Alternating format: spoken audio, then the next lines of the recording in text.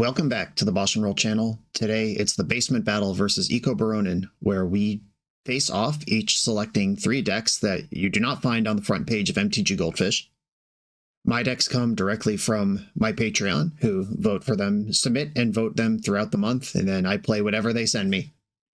The first deck I'm playing is a callback to one of my channel bangers from over the years, Ichormoon Gauntlet Control. 2 and a blue, Planeswalkers you control have 0 proliferate and -12 take an extra turn. Whenever you cast a non-creature spell, choose a counter on target permanent, put an additional counter of that kind on that permanent. This card asks you to do 2 things, have a bunch of Planeswalkers and cast a bunch of spells. And this deck does those things. This build is actually a little more restrained than builds I've played on the channel before. This has actual cards in it, like Flage and Tamiyo, where I was doing stuff like Teferi, Master of Time, to go double up with Ichormoon Gauntlet and take turns during my opponent's turns and stuff. We've got some sweepers, we've got 4th Aerlingus, actual normal ways to win, with, of course, some tech Planeswalkers. We have the ones you'd expect, Narset, Teferi, Wandering Emperor, but then Dovin, Hand of Control, actually one that throughout the iterations of this deck has really impressed me. Dak Faden, not a card I've ever included. I'm excited to play with that. Comet Stellar Pup, we're having fun today. And Ashiok Game Ender in the sideboard. Yeah, this deck pretty much speaks for itself. I'm going to try to go 1-for-1 with my opponent until my engines kick in and then take over. It's a control deck. It just has kind of a weird engine at the middle. My second deck is one that is illegal in real life, but still works on Magic Online. This is 4 Horsemen. Another one of my all-time bangers. One of my most viewed videos ever is this deck. The combo here is Mesmeric Orb. Whenever a permanent becomes untapped, that player's controller mills a card, plus Basalt Monolith, which taps for 3 and untaps for 3, which means you have infinite untaps available. What we're trying to do here is resolve an orb and resolve a monolith, and then mill our deck 1 card at a time, carefully, until we get to a spot where we have our enough Narcomoebas in play to Dread Return, targeting Sir Conrad. And from there, if you mill yourself out over and over and over, when you mill Emrakul, your deck shuffles in, and Sir Conrad reads, whenever another creature dies or a creature's card is put into your graveyard from anywhere other than the battlefield, or a creature card leaves your graveyard, Conrad deals 1 to each opponent. As you mill through your deck over and over, Conrad deals 1 to your opponent when Emrakul mills over, and 1 to your opponent when Emrakul shuffles back in, plus 2 for each other creature that happens along the way, and you do that till they're dead. The reason this deck is illegal in real life is because you need to mill over 3 Narcomoebas, a Dread Return, and a Sir Conrad before you hit an Emrakul when you're milling, or else the Conrad and the Dread Return shuffle back in. And the rules about infinite loops in Magic is you have to be able to say how many loops you're going to do and what the game is going to look like when you're done looping. But because there are random elements involved here, you can't actually do that. And people always yell at me. There are always people in the comments telling me how this is deterministic in math or, whatever. The Magic the Gathering rules are not math. They are a different thing. And while it is theoretically inevitable that we would mill the cards that we want in the correct order before hitting Emrakul, you cannot say with confidence, I'm going to do this 100 times or 1,000 times or even 1 million times and tell me exactly what the board's going to look like when it's over. Therefore, you can't do this in paper. It would be counted as slow play, and you would have to make a different decision if your iterated loop did not end up where you wanted it to be, and therefore it is illegal. But as you'll see, I've done this on Magic Online a number of times. It's actually pretty clean. Sir Conrad didn't exist back when this deck was first out here. They were doing much weirder loops. And another follow-up question I always get is, why don't you just not put Emrakul in your deck and put Thassa's Oracle in your deck instead, and then skip this whole thing? Skip the whole rigmarole. And the answer to that is, this deck does not lose to graveyard hate. If you Dread Return targeting Sir Conrad and your opponent discards a Fairy Macabre, then you just loop your deck in response till you hit Emrakul, shuffle your Sir Conrad back into the deck, Fairy Macabre fizzles, then you go back through the deck again and do it with the other Dread Return. The thing where you just put Thassa's Oracles in the deck instead, that's just Cephalid Breakfast. It's a completely different deck. You could build the deck this way, but then you lose the reason to build this deck this way in the first place, It's a very weird thing.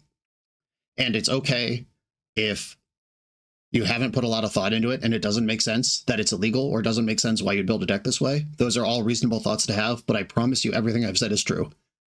And today's final deck, this is Birthing Ritual. This is a deck borrowed straight from Modern, added legacy interaction with it, and off we go.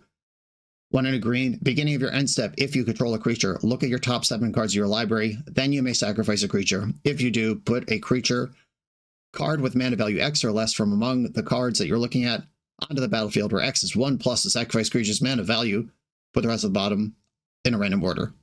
Okay, that's a lot of ifs and if you do's, but basically, at the end of your turn, if you control a 1-drop, you look at the top 7 cards, then you could sacrifice your 1-drop to put a 2-drop into play. If you have a 2-drop, you could get a 3-drop, etc. And the goal here is the deck is just full of cantripping creatures, Coiling Oracle and Icefang Coatl, that are a delight to flip into in a more innocuous way ahead of schedule, and then you just back it up with free permission. Pretty sweet. Those are the decks. Let's play the matches. Off we go. I'm on the draw in round 1, which means I'll also be on the draw in round 3 because we take turns. How much faith do I want to put into a brainstorm? I would keep this hand in real life, so I'll keep it here. I have noticed that these basement battles tend to skew towards crazy combo decks, which this hand is not that strong against, but I would keep this hand, so I'm going to. I'm not going to try to metagame Ecobaronen in our off-meta basement battle. Shit. Yeah, Inquisition of Kozilek. So this might be a Moonshadow deck and not an idiot combo deck. I think Mono Black Moonshadow is a big deal right now. We have a long pause as he reads Ichormoon Gauntlet, a card that I'm sure he's never seen before because he's a competitive player. I will pass the turn. I hope this is a Moonshadow deck because blue-white X control is historically quite strong versus that sort of thing. Caustic Bronco, giddy up. All right. I'm going to get my Meticulous Archive. Terminus, hell yeah. It's a miracle. And I am just going to rip it off. If that card's important to you, it's important to me. I'll invest this basic Plains. Hide this Flooded Strand. That's the card in my hand he doesn't know about. Another goof. Wasteland, yep. This does appear to be a low-to-the-ground aggro deck of some capacity. Alright, I will reveal the Flooded Strand at this point. I don't really want to get Wastelanded again. What's the red for? Do we have Dragon's Rage Channeler in this deck? Are we on our way up to Pyrogoyf? What's going on over there? I really hope I don't get Opposition Agented out of the main deck. Alright, now I don't have to worry so much about that, because I have a Force of Will. Alright, playing on basics, Ichormoon Gauntlet has resolved. Now I just need a Planeswalker, and I'm in business. Mishra's Bauble, this grows Nethergoyf. And he's probably going to target himself. Yep, targeted himself. Use that fetch land to build your own scry. Alright, deck full of dope cards, powerful draws, white answers to creatures. Can I find one? The answer appears to be no. Having a second Gauntlet in play is not better than having Force of Will in my hand. Yeah, Thoughtseize, you got me. This will probably take Force because I'll be up 5 mana next turn, and the first Gauntlet's not doing anything. Why are we worried about the second? My list does have another Supreme Verdict in it. There's 4 Plows, a Prismatic Ending. Really, any of the Planeswalkers is exciting. Oh, it took the Gauntlet. Alright. Betting that he's not going to have to resolve a spell again this game. Probably a safe bet. Alright, deck. Wandering Emperor. Oh my god! That's actually the card I wanted. Yep, that's actually just the best card that I could have, and I'll pass the turn. I love when I call it a one-of. This Emperor is not in great shape versus Bowmaster. It will just die, but it's in pretty good shape versus anything else. I'll put an extra counter on Nethergoyf. Got him. Exile target tapped creature. I gain 2 life. If I had a Brainstorm here or a blue card, if I hadn't been Thoughtseize last turn, Force of Will protects Wandering Emperor and puts an extra counter on it. But of course none of those things happened. But they could. Molten Collapse. Alright. I did my job. 2 for 1. And now he knows I have Force of Will up. Alright. Drawing the land stinks, of course. I've got 2 more draws this game. Urza's Bauble. I'm not fighting over that. This is definitely a Moonshadow deck. Reveals Flooded Strand at random from my hand, so he does have the full info. Knows my hand is only Force of Will right now. A big rips. Something good. I'll take it. There are still Brainstorms in my deck. 1, 2, 3, 4, 5, 6. I can plow and cast Force of Will here, so I don't need to play this land out. Another Bobble. Bobbling himself. See the way he's stacking up these fetch lands? This deck's not going to have Brainstorm in it, but we suspect Moonshadow, and that would explain all of it. Swords to Plowshares. Put a counter on Netherglyph. Got him. Okay, I've answered 3 creatures, and none of them are in the graveyard. That's how white decks work. I didn't like the card, just to fetch. And we've achieved stability. Opponent does have 4 cards in hand, though. I need something to start turning this corner. I absolutely have to fight over that. It kills me very fast and makes my best draws into worse draws. Like that one. Okay, it sucks to leave this in hand. Like, I could play out Flooded Strand and have Brainstorm plus Shuffle, but then I'd be left with only 1 card, or I could show a little patience, not play my land, do it all next turn. All right, and then get Thoughtseized. All right, has he been sitting on double Bowmaster for this whole game? Okay, I'm going to put Fire Magic and Tamiyo back on top. Thoughtseize will miss. And no response there. All right, here we go, Tamiyo. I have not put him in a spot where he's had to answer anything at this game. Oh, we saw the Molten Collapse, but if this deck has Fatal Pushes, Lightning Bolts in it, I fully expect Tamiyo to be gone. Something's happening. 4 mana. Oh yeah, hard cast Snuff out. Okay, I am going to shuffle here because Fire Magic, although it does answer most of the things in his deck, I just don't think he has anything. And I'd rather draw a high impact spell like a Planeswalker. Or more lands, that's cool too.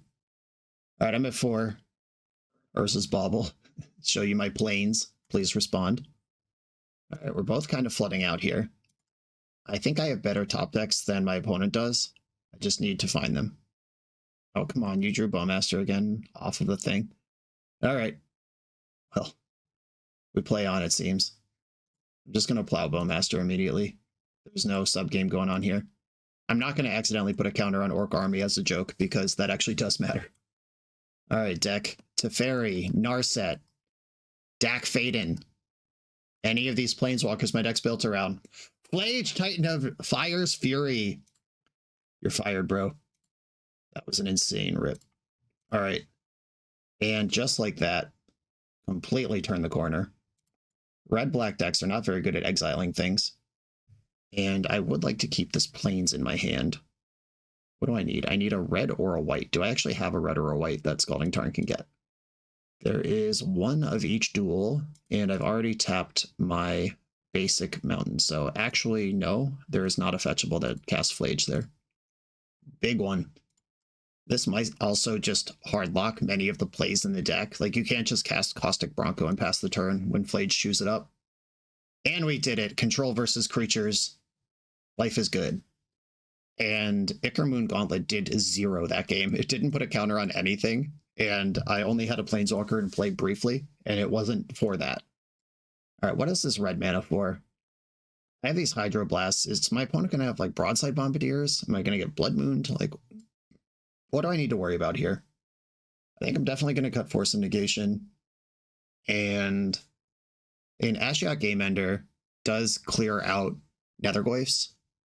It can just fog any number of Netherglyphs that are in play, and also delete the ones that have ended up in the graveyard. Fire Magic, actually kind of nice versus Bowmaster. I need 2 more cuts here. I'm not cutting any white removal spells. Those are sacred and essential. Force of Will could be cut, but my opponent is a deck that's trying to do specific things, and breaking down the engine could be good for me. Though my opponent also has enough discard to stretch into Inquisition of Kozilek. It's like more discard than normal. Inquisition can't take Force though, but it can take the blue card I'd pitch to Force. I think 4th Aerolingus is kind of unnecessary. And I can never cast it early. I mean, I could like make 2 guys and not attack, not introduce the Monarch, and then have 2 2/2s in play. I could see that being a spot where that's interesting. All right, I kind of do I think Force of Will is okay here. All right, I'm going to leave in 3 forces on the draw. I might go down to 2 on the play if there's a game 3. Okay, Cantrip Central. I don't have access to a basic island. I think I will force a Moonshadow if that gets played. Dragon's Rage Channeler. I won't force that. Bobble. All right, you're ripping now. Dump to Caustic Bronco. You don't want that one? Bobble sees my planes. Draw a card. Okay. Basic island unlocked. Now I can play this game with confidence. Island Ponder Keep. Brainstorm Narset Mountain. All right. I'll put the bonus Brainstorm in my hand. I do need to find some white cards. But I have lots of blue cards to find them. Wasteland, played around it. I've been informed this card's name is May. I've been calling it Mai. I apologize to the Avatar fans out there. This card will be worth a lot of damage on me, so I'm just going to counter it. May, Scornful Striker. I have watched Avatar multiple times in life. I guess that character was not memorable enough for me to know her name. Sorry, May. B-Storm. Get rid of these non-basic lands. Yeah, this is extremely awkward because I would love to cast Ponder right now, but that Wasteland's right there, and I don't have a second island to play. I guess I'm fetching planes with this anyway. Or would I rather have 2 planes? I think I'd rather have 2 planes. There's no double reds in my deck. This also means I can't cast Narset. A Bobble. Dumped Inquisition of Kozilek. That's a sorcery for Delirium. Sees Narset in my hand. That one's not very good currently, but it could find a home. I just need a white removal spell, and then Narset's actually very good. Fetch my other planes. Draw for Bobble. Big Rips. Wandering Emperor. That moves me in a direction I'm interested in. I'm going to Ponder. If you have Bowmaster, you have Bowmaster. But I do need to cast this Ponder. Yep. That's life in the Legacy Streets as a blue-white control deck. The second island is good, but all the other cards are bad. I'm going to shuffle this. Dovin, Hand of Control. What's up? Get control of them hands. Okay, I'm at 6. Nope, 5 here on board. Wandering Emperor can boost me a little. If I can bridge Wandering Emperor into Comet, maybe something can happen here. But Comet's whole thing is you don't actually know what he does. That's the joke. And opponent has not played a land since turn 2, which means he's just full of spells over there. There we go. All right, drew a land. I don't know if that's good news, but it did happen. Swords to Plowshares, extremely late on arrival, but I'm not going to complain. Lightning Bolt. I don't think I can beat that card. Oh, I go to 2. I guess I exactly stabilize. I'm like exactly okay, but I can't beat a second Lightning Bolt.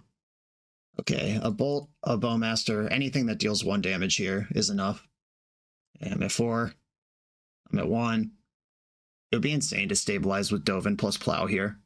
Like, make a 2/2, blank the Orc army, kill the Bowmaster. Don't have Bolt. Let me do this. Let me thrive. Let me battle back from 1 again. Oh no. 1 creature's okay, 2 creatures is not okay. And he's still tapping mana.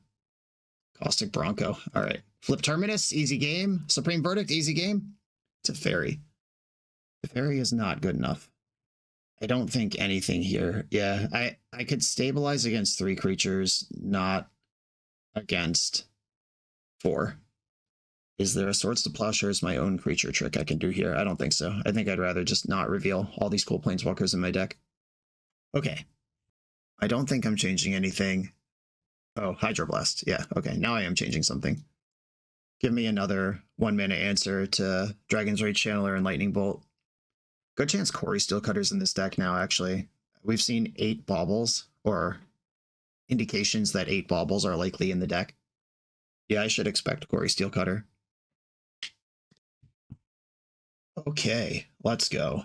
I'm going to keep this hand. And I am actually going to develop Meticulous Archive first, because if he spends his turn wastelanding me, it's not a big deal. Comet to the graveyard. If he spends his turn wastelanding me, I'll just Island Ponder like I would do if I was playing around Wasteland. And if he doesn't, then I get to spend 2 mana next turn. It's at best neutral. Yeah, sure. That happens. Just looking for lands around here. Island, Ponder. 3 lands. Yeah, that is the Nut Ponder. Keep. And pass. Pluto Delta, Moon Shadow. First appearance of that one. It's a 2/2 already. Can be a 3/3 whenever he wants it to be. I've drawn a land. We knew that was going to happen. And there's another land on top of my deck. He's seen them all. He hasn't seen this Flooded Strand. Unfortunately, Flooded Strand is the one that I want to play, though. All right, I guess I will commit to drawing the next land and play out Tamiyo. If some sort of emergency happens where I need to make a different play, I can shuffle and just get an island. I could get a duel, actually. I'd prefer not to get wastelanded from this spot, though. Bobble. Looking at the top card of my deck again. Bobble. Oh yeah, here we go. Moon Shadow heating up. Straight to 6. And May Scornful Striker has joined the party. I'm taking 6 here. Can't block. I think what I have to do here is dress down in opponent's next combat so I can block the Menace creature and then Supreme Verdict on my turn. And I take 2 damage from, or 6 damage from May along the way, plus 2 from my fetch lands. I'm at pretty low life, and a Thoughtseize breaks up my entire plan. So really just hoping for, opponent to dump out a bunch of creatures here, I guess. Okay, Moon Shadow pre-combat is good because post-combat that would have, they would have come down to 7/7s. Right, fetch for a plains. Dress down, I lose 2 life from May. Just really gotta hope his hand isn't Thoughtseize. Alright, fetching in response. Are we gonna like Fatal Push Tamiyo then? Right, creatures don't have abilities. Draw a card. I've successfully gotten into blocks. Got that far, and I didn't get Thoughtseized. Okay. I'm gonna be at 4 when the dust settles here. Fetch, May trigger. Okay, I'm gonna get Island and Plateau are necessary here. All right, I'm at 4. All your shit's gone. A 4 for 1, but it's I've had 4 for 1s I feel better about in life. I'll tell you that. The 4th Moon Shadow. Okay, I've got it to Fairy, which is bad if opponent has Bowmaster. Good if he doesn't. All right, cool. Put that back in your hand. Another Teferi. I'm gonna try to hit my land drop. We did it, and there's a Volk under there. That's great. Or a Plow under there. All right, so we know your hand contains Moon Shadow. I can start gauntleting next turn. Shadow. Oh, I can proliferate onto Moon Shadow. Holy shit. This is gonna be so fucking funny. Okay.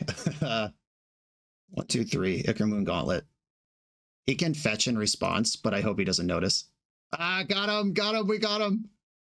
Wasted. Yeah, we got a haha nice in the chat. That was nice. I'll take credit for that. That rules. Okay, I am not going to crack this clue, and I'm going to pass the turn. Ichormoon Gauntlet claims another victim. These sweaty constructor players don't even know. Bubble. Sees Tamiyo at random from my hand. All right, looks like he's just flooding out over there, which is great because I have fully turned the corner now. Unless I get burnt out from 4 somehow, which I guess could happen. In May is a pretty scary card for my deck. Right, I'm going to draw with my clue right now in case I hit some useful thing. That's useful, but not in the way I was hoping for. All right, all plus Teferi. That's the same as proliferating on this board, except I also get the effects of Teferi. Okay. I could force this, which puts me to 3, and I know my opponent plays Lightning Bolt. That seems like a mistake. Yeah. Getting bolted out and May are the 2 things I'm super worried about here. We got a GG. Okay, I'm glad it was a GG that he's about to concede and not a GG that his hand is double bolt after taking my force. Cool. All right, GG. That was a great match. Ichormoon. The BoshNRoll channel is brought to you by Tales of Adventure. TOAMagic.com has almost 100,000 unique cards in stock.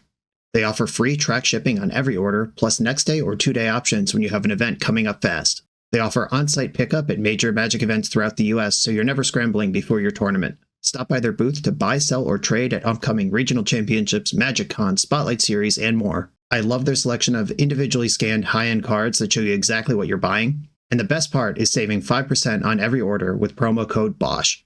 From Ancestral Recall to Zombie Master, get what you need quickly and in one place at toamagic.com. Eternal lives here. I'm on the play in round 2. I have a turn 2 Goldfish, or I have a turn 3 with Thoughtseize to check first.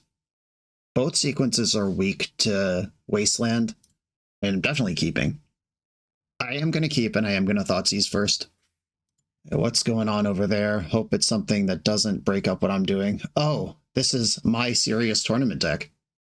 How dare you? Okay, I'm going to take Aloran, because if he casts Show and Tell thinking Atrax is going to be good enough, he dies to Emrakul. Yeah, I'm taking Aloran. I played this deck at the Canadian Championship at Spotlight Toronto. It's actually quite good. I lost my win in to just the worst variants imaginable, pretty much. But, I mean, that's Magic. But I was very happy with the deck. Did not shuffle Ponder. He's probably just looking for lands over there, would be my guess. At City of Traders, get that Mesmeric Orb into play. I hope you didn't need the second card down on your Ponder, sucker.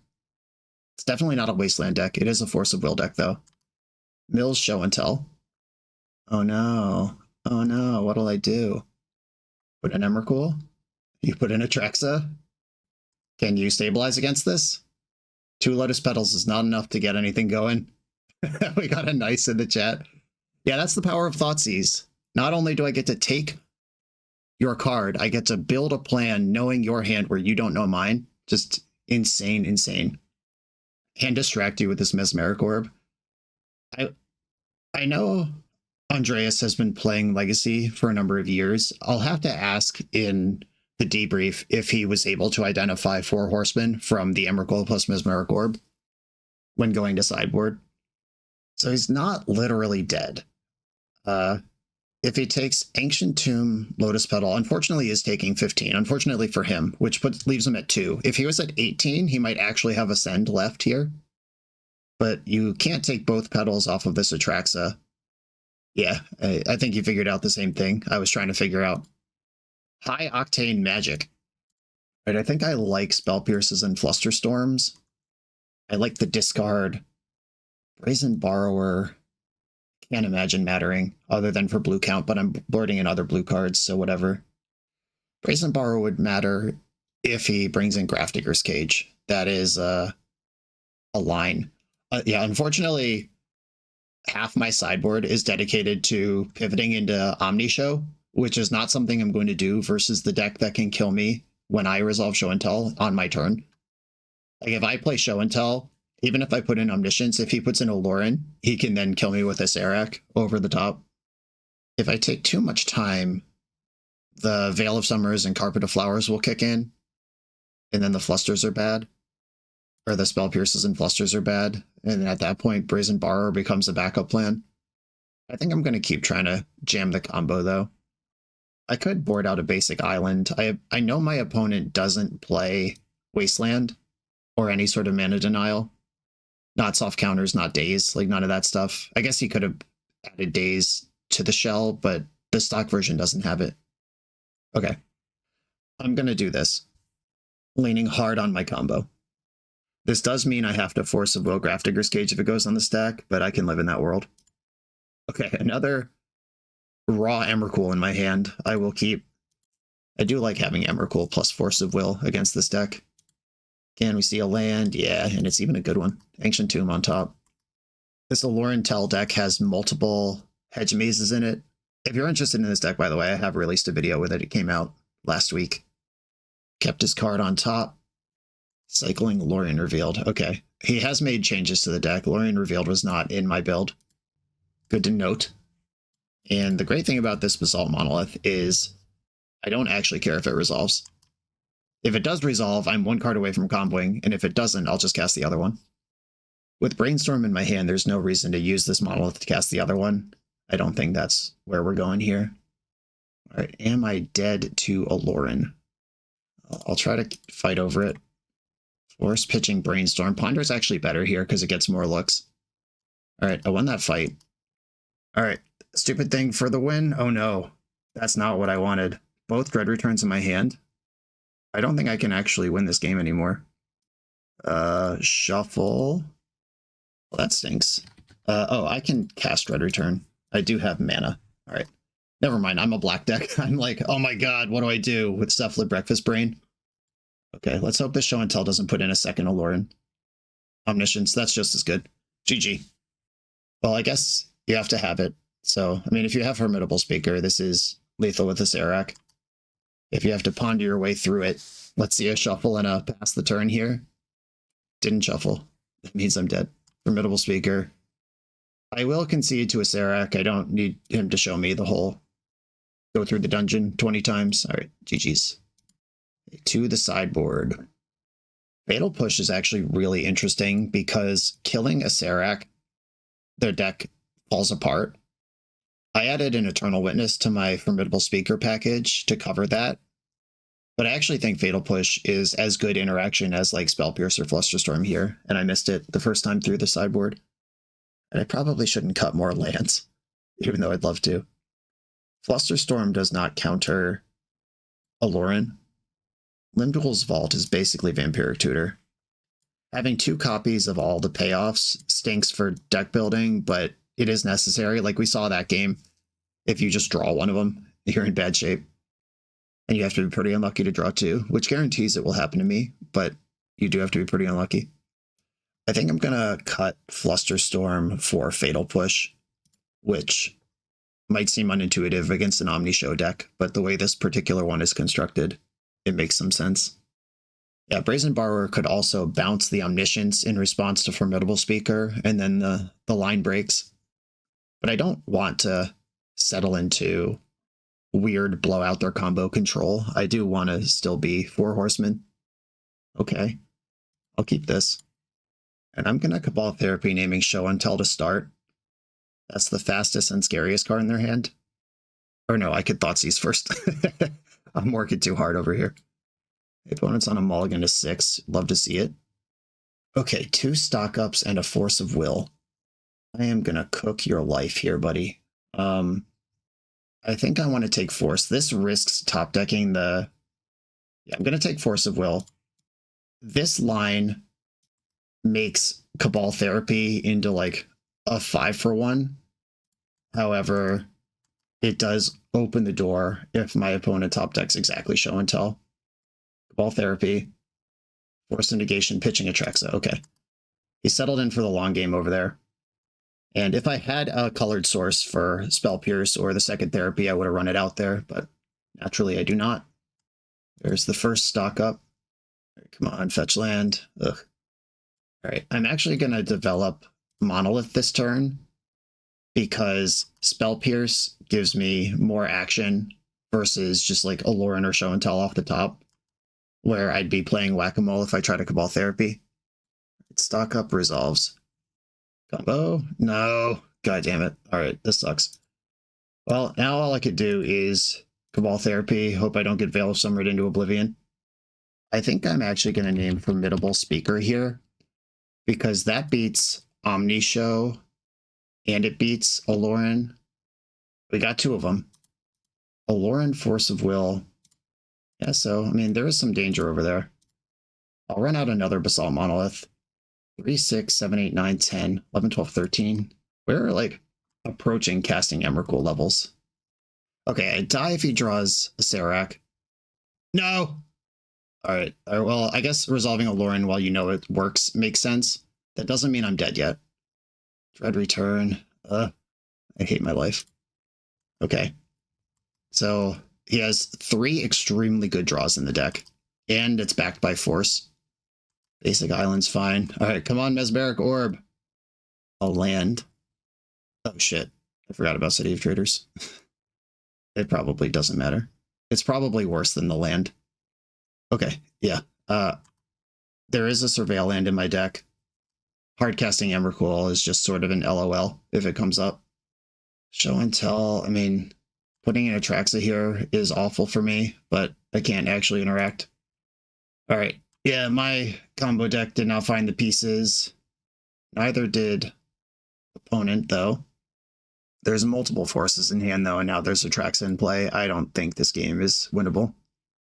Aloran, Ancient Tomb, Lotus Petal, Consign, and stock up in the hand. And there's the stock up now. Well, this isn't getting better. A force pitching Atraxa to get your stock up through. I accept. Okay, so I think my way through this game is if I Surveil, hit Narcomoeba, Narcomoeba flashes back Cabal Therapy, and my draw step is Mesmeric Orb. Ponder. Ponder did shuffle. Undercity Sewer. The 4th Basalt Monolith. Yeah, hell yeah. Emrakul. Yeah, even with the City of Traders, that's not good enough. Alright, I'm extremely dead here. Yeah, we're seeing a good combo deck versus a bad combo deck. Though he did sack out extremely hard, ripping that Force Negation after I thought Seed's Force of Will. Like, he got to resolve 2 stock ups when I made a plan for him to resolve 0. Scalding Tarn. I guess I should play that out. That helps with Brainstorm, and also now if I rip... Do I have another City of Traders in the deck? I think it's 1. No, I don't. Okay. So even if I do draw Ancient Tomb, I won't have the mana to cast it. All right. GG. That one was over way before the Acerex showed up, but it was fun for a while. On to the final round. This video is sponsored by Moxfield.com, the easiest way to build Magic decks online. Moxfield supports over 30 formats, including Legacy and everything else you'll see on this channel. There's multiple customizations so you can interact with your deck how you want. Views such as text, grid, or stacks, and groupings like type, subtype, color, color identity, even artist. The site offers light mode, dark mode, and so much more. However you want to see your deck, Moxfield can provide it for you. Follow my Moxfield to keep up with the channel and what I'm playing in paper. I'll see you there. I'm on the draw for round 3. I have the Phantasmal Shield back plus Flare of Denial combo. 1 mana, 1/3. If it becomes targeted by anything, it dies, and when it dies, you draw a card. I'll keep this. Weird little tempo side of the deck. Wanderbrine Trapper, what the fuck? I genuinely have no idea what's going on. It is awkward that Wanderbrine Trapper does just straight up kill Phantasmal Shield back, but I did just hit Birthing Ritual. I will get Tropical Island and play my shield back. If he wants to just spend his turn killing it, that's fine. I still draw a card. And you have to be pretty dialed into the nonsense at the fringes of the format to know what this means. I know it's a 1/3. Nice 2/1. Nice Savannah Lion. Okay, so there's a Lord of Atlantis coming. I would rather Birthing Ritual here. Yeah, Vidalian Hexcatcher. Counter target non-creature spell. Ugh. I kind of don't want this card in play. I guess if I was willing to counter that, I should have blocked, but I wouldn't have countered. There are lords that I would not have countered, but that one specifically is really annoying. Ooh, forcing back. All right. Pitching Merfolk Mistbinder. Oh, we're just the full Bant Merfolk experience? Oh, hey. What's up? What's up? You want to keep gaming? I can cantrip too. Yeah! Nobody has anything left. Magic is fun. All right. You're all in over there.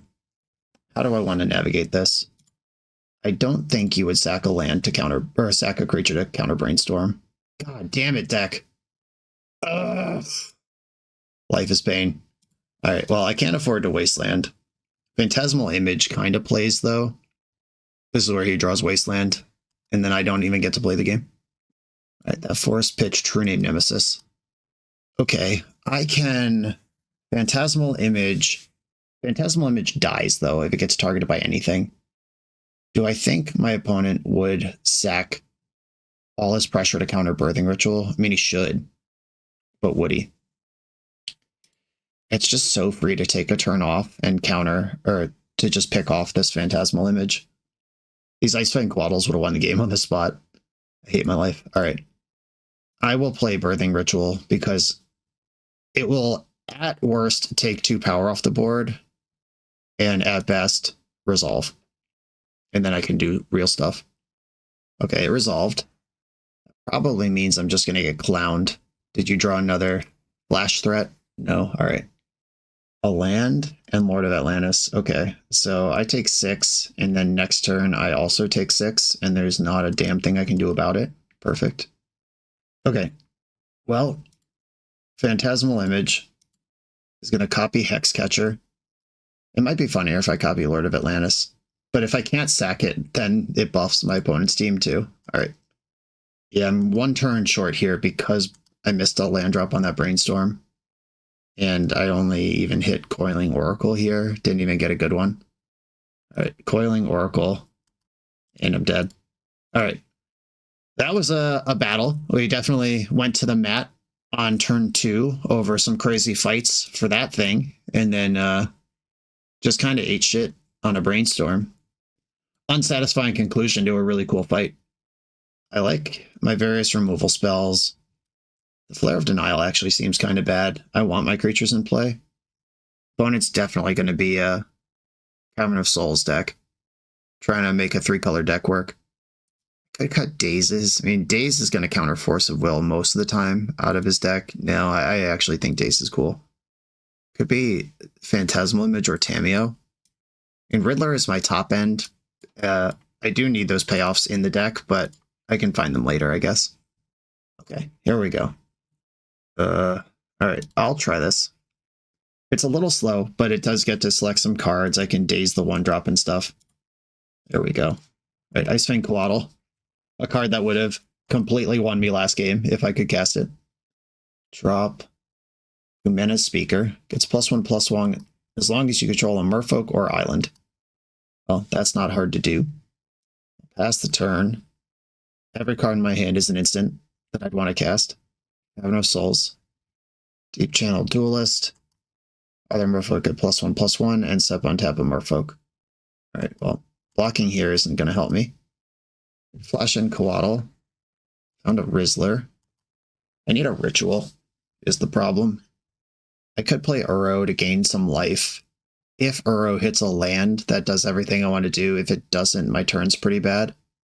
Yeah, I guess I'll Warp Riddler first. And then I'll dismember the Duelist. Probably not blocking with Icefang Coatl anyway, so might as well attack.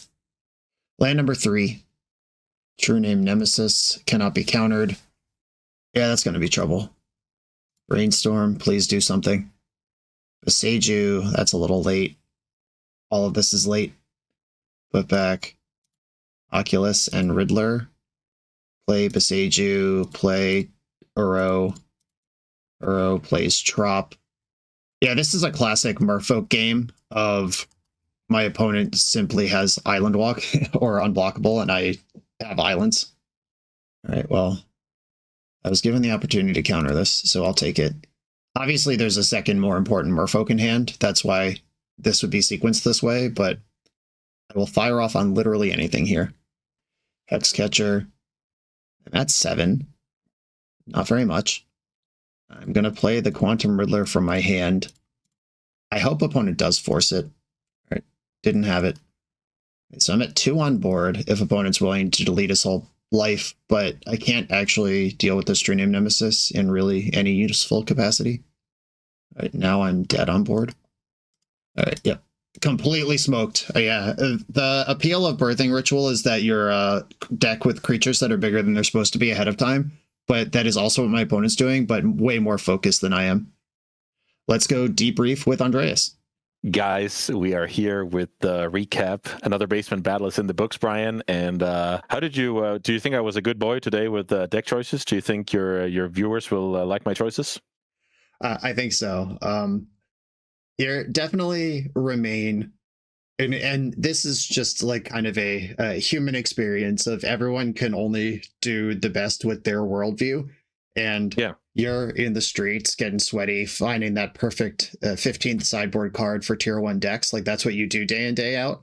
And I play the tier 2 and 3 decks day in, day out. So I'm in full bullshit zone while you're like coming down to where I normally play. And, you know, we can't expect you to come up with the insanity of the community. It's not even me picking my decks. My Patreon votes on these. So they're partially trolling me, partially living out their darkest fantasies through this. And yes, I'm coming in with complete insanity, and you're coming in with like, tier 2 archetypes that, though, once again, this is 2 in a row where you have registered for the basement battle, a deck that I've played in a real tournament. Because I played the Allure and Tell deck in a real 135 person legacy tournament for dual lands like 4 days ago. And that's amazing. Yeah. That's amazing.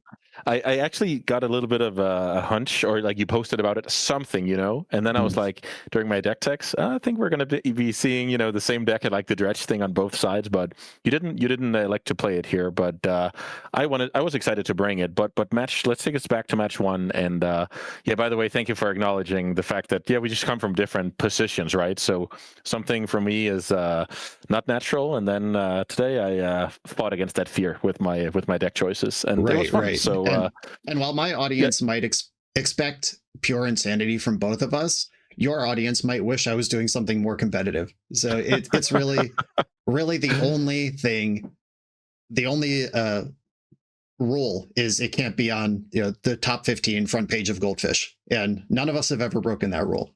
So. Yeah, and we're both happy, right? So that's the other rule that I care about, at least. Correct. So let's go back to match 1 for today. When Moonshadow got spoiled, I worked on some different builds. I liked it in a blue-black tempo build. I thought that would be a little bit too close to the sun for today.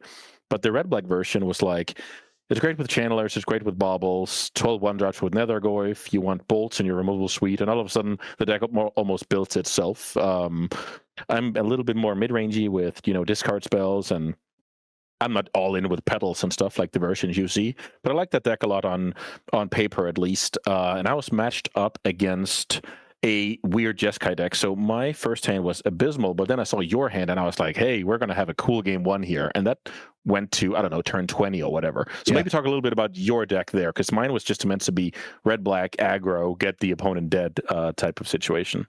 Yeah, mine is just some BoshNRoll deep lore. When Ichormoon Gauntlet first came out, is that card from March of the Machines? I don't know. It was a couple years ago, and it was a brew, just from a concept. It wasn't meant to be competitive. It was, can I build a control deck that wins without ever going to combat? And the original build had Prologue to Pheresis, the cantrip that gives your opponent 1 poison, and then you're just a Planeswalker deck. And, yeah. And then the Gauntlet gives all your Planeswalkers proliferate, so you're proliferating, your opponent's getting poisoned, you're taking extra turns, and there's a critical mass at which, I forget the number, it's like 5 or 6 Planeswalkers where you take infinite turns with Ichormoon Gauntlet as well. And then I've done a couple iterations of that over the years as people want to revisit it. It's still one of my most popular videos I've ever released, and it showed up in the voting this month among my patron, and this build was actually a little more responsible. I mentioned it in my side of the deck text, where there's a bunch of normal cards in my deck, like Flage and 4th Aerolingus, where I would have, if it was me, I would have built it no win cons, just Planeswalkers, just infinite turns. We'll figure it out when we get there, kind of thing. Yeah, because it was, you had some scary cards. You showed Terminus game 1, which changed a lot how I played. For instance, I think it's game 3 where you blow me out with the Verdict. I'm trying to replay in my head, like, which turn did you ponder? That was turn 2, because I wasted you turn 1, so you already drew through your ponder, so you're not stacking a Terminus under there. Well, I guess I have a quad Moonshadow draw with nothing else going on. Slam them and pass, right? So at that point, it was just a cool example of, I've seen Terminus, and I'm taking that into account, but the Verdict really got me there, to say the least. We also had some cool situations in game 1 where I'm thought seizing a hand with Force of Will and one of the enchantments, and I kind of leave you with the Force. So at that point, I'm basically saying this game will be over soon, so this Force is bad, but it actually ended up being quite reasonable, taking care of a Bowmaster or whatever, and ended up saving your bacon and then some. So I enjoyed that game a lot. That really got me hyped for the video. Great start. How was it from your side, grinding all the way back there? Yeah, it was a lot of fun. That's the type of legacy that I would like to play. If I get to ignore the metagame and what decks are actually competitive, just basic island, basic plains, and ponder are kind of how I want to start building my decks. And that hasn't been the metagame for years now. And I started making content when Lands, Delver, and Red Stompy were the top 3 decks. So a blue-white control deck with a ton of basic lands just beat all 3 of those. And the post-top Miracles era with Monastery Mentor as your win con, like that's sort of that's where this Predicts whole Island almost, Ponder maybe? Keep BoshNRoll slogan comes from. And this getting to play decks like that is nice, even though I would not register that at Eternal Weekend ever. Yeah, I just enjoyed them for, you know, the sake of content, right? That's the big one. That there's like this, oh, I'm running you over, but you end up beating me with Flage, stabilize with Flage, blow me out with Verdict. Like, for me, that's just a cool, you know, storyline. If, let's say, I'm watching this as a neutral, then that's how I want the game to go, right? I don't want to see a red-black deck run over the other deck. That's not fun, right? Right, so right. For me, that was just a win for the show. And then we were on to the next one, where I brought the Aluren deck. So you brought it to a tournament you actually cared a lot about winning. I'm a bit more like, this is a cool take on making your deck more, let's say, threat redundant. So you dodge some show and tell hate, but then you introduce some more, you know, Consign to Memory is amazing against your deck where it really wasn't before, like different stuff like that. So I consider the deck viable, and it should probably have pretty cool games. And I mean, you put an Emrakul into play, and I realized I was just dead. I think 1 mana. Funnily enough, I just remember this. The way I stacked the Ponder, I had the perfect draw step Ancient Tomb, and then the perfect Ponder Force of Will. I thought, hey, I'm golden here. But the 2 cards underneath I stacked, it ended up being super painful because you played the Orb, which then milled the Show and Tell, and then I drew a bad card, and I needed that Show and Tell to rebuild post the Emrakul. Obviously, I have no idea of knowing this, but it was just a fun fact that if I alternate those 2 or I get sloppy or whatever, that Show and Tell wins me the game after getting hit by Emrakul because I hit like Ancient Tomb, Petal, Omniscience, whatever on my Atraxa. So you're at 17, so I think you were dead anyway, unless you had a City of Traders. I was counting too, and sick. I didn't. Okay, yeah. Cool. Okay, I said if you were at 18, you still could have won that game after all that. Yeah. You're absolutely right, because I fetched turn 1 and I tombed turn 2. Yes, you're absolutely right. Okay. Well, I guess there's that touche, but a very, very cool run out. Just getting, and I was like, this Emrakul must be a one-of. This must be some Orb, Basalt Monolith, mill over, draw 7s, do it all over again, 1 Emrakul to finish with. But I don't know. What does that deck look like? That's actually 4 Horsemen, which is a deck that is banned in paper because it doesn't work in the tournament rules, but you can still play it on Magic Online, where the chess clock solves it, where you're supposed to get the Orb and the Monolith and then mill your deck until you hit your Narcomoebas and Sir Conrad the Grim and Dread Return before you hit Emrakul, because Emrakul will reset your reanimate targets. Right. Yes. But what you get in exchange is it doesn't lose to graveyard hate, because if your opponent ever activates Soul Guide Lantern or whatever, you just mill till you hit Emrakul, shuffle your deck away, then start again. So you can't lose to graveyard hate, but it doesn't work in the rules because you can't say after 100 iterations this is what the game will look like, because the Emrakul's in there randomly.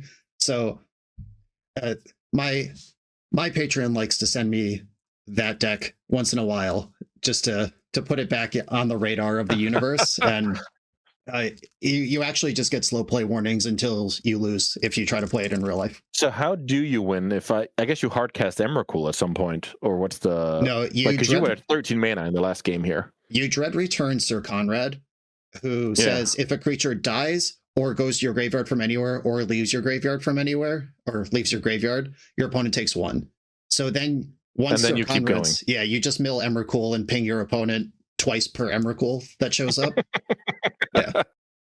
Okay, that is amazing. I just love like the backfire of stuff like Show and Tell, and like we forgot to mention, you got me with the Proliferate thing with against the Moonshadow, which was amazing because you cast Dress Down that game, and I was like, wait a minute, does this kill it? Is this how it works? No, it actually, quote-unquote, good with Dress Down. It just removes the menace. You want to save life. Okay, I nailed that one.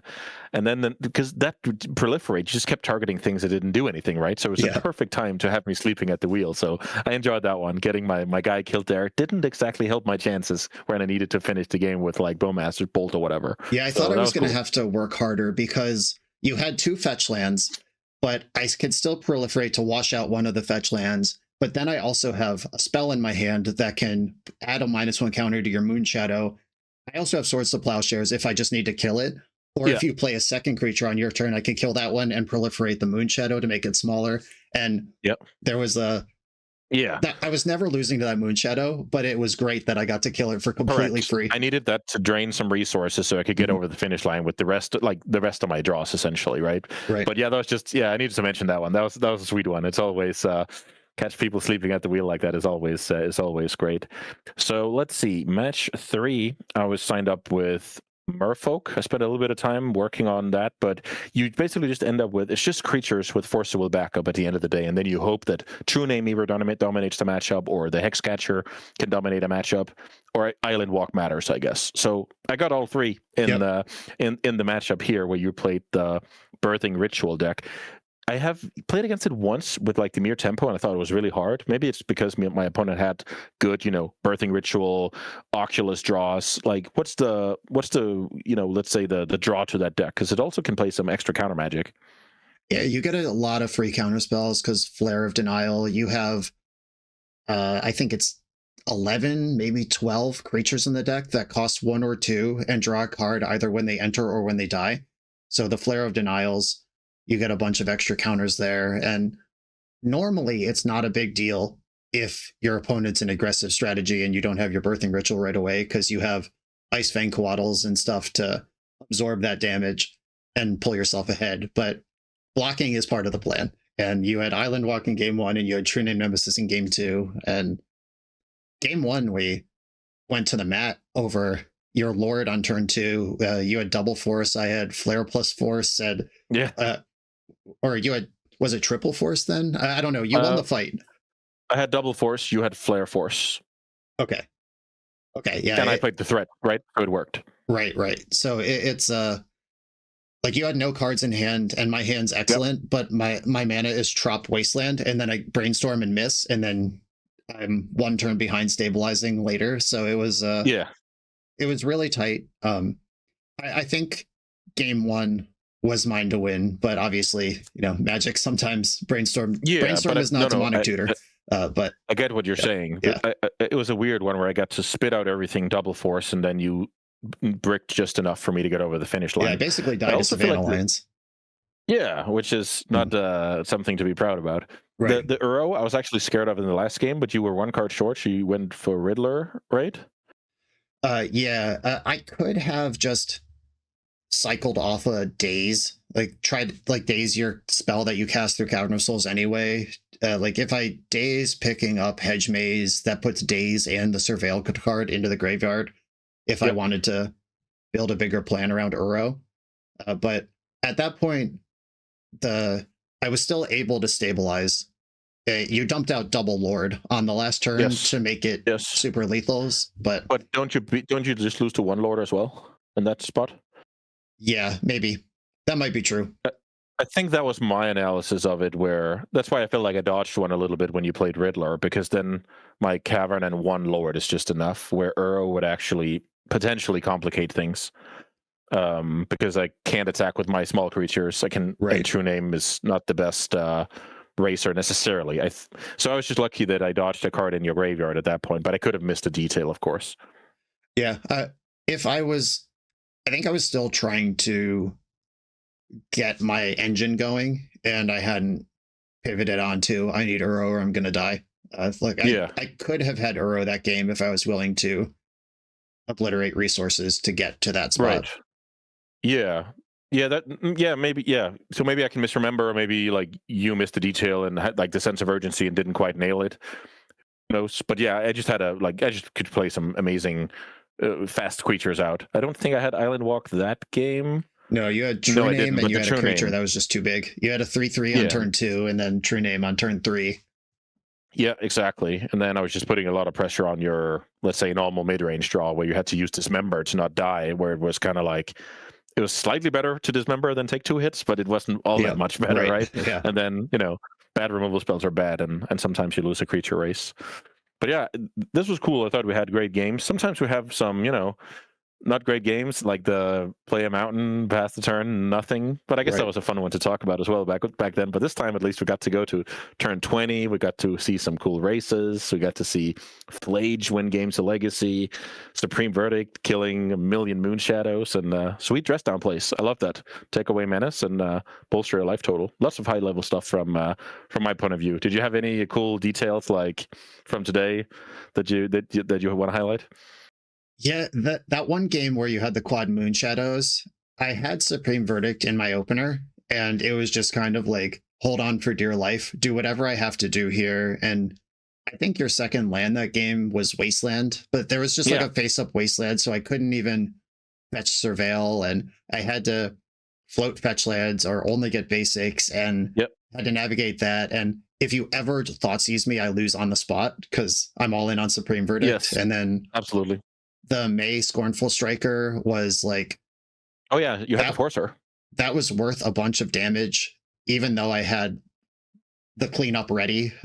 So like I had to dress down and then also Verdict into her. And even after the Verdict, I was still like Bolt plus Bowmaster at any point. I'm dead. So Oh yeah, yeah. That was a a game tight on the one. edge. Yeah. Yeah. You know, you're right. That was a very cool one. Yeah, I don't think I have much more for today, Brian. I enjoyed it as always, and I was happy with the scheduling lining up so we could deliver the people some basement action. Right. We're a week late, but we didn't forget you. Absolutely. Sick. Well, as always, if you're watching on my side, go check out Ecobaronen. If you're watching over there, come check out BoshNRoll, and we'll be back next month with another battle from the basement.